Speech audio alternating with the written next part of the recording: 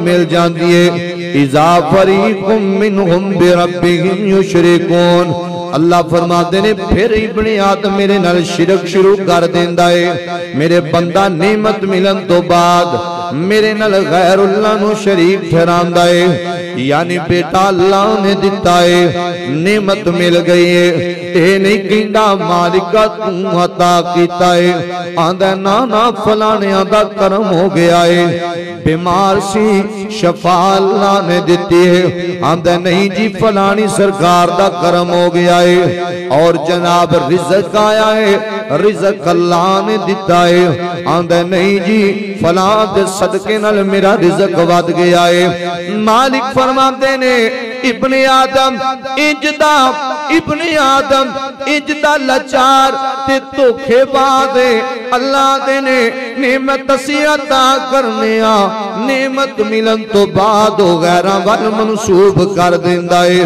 ते कमलिया मालिक आंदे ने जदों भी कोई नेमत मिले शुक्र सल्ला दा अदा करना है और सल्ला दियां तरीफां ते बड़ाई बयान करनी है। अल्लाह दे पैगंबर यूसुफ अलैहिस्सलाम ने रब दा नबी जेल दियां खाल कोठड़ियां अंदर चला गया है।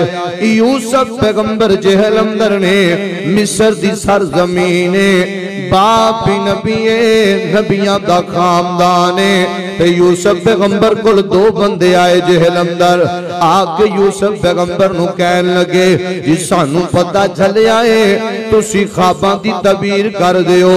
यूसुफ पैगंबर फरमाते ने सूरह यूसुफ दी 38 नंबर आयत आंदे ने पहले मेरी गल सुनो मैं मुड़ तबीर करांगा।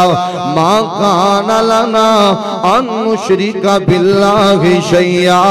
यूसुफ पैगंबर उन्होंने कहते हैं साडे इंसाना दे लायक नहीं असी अल्लाह दा शरीक ठहराइए।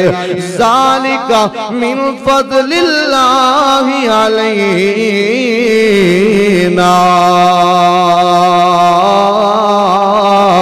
आन वाले हो ये जड़ी ख्वाबां दी तबीर मैं करना वा इहदे ते मेरे अल्लाह दा फजल है।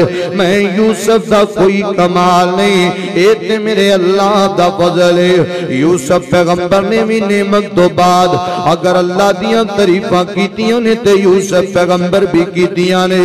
हुण कुरान पाक अंदरों चंद मिसालां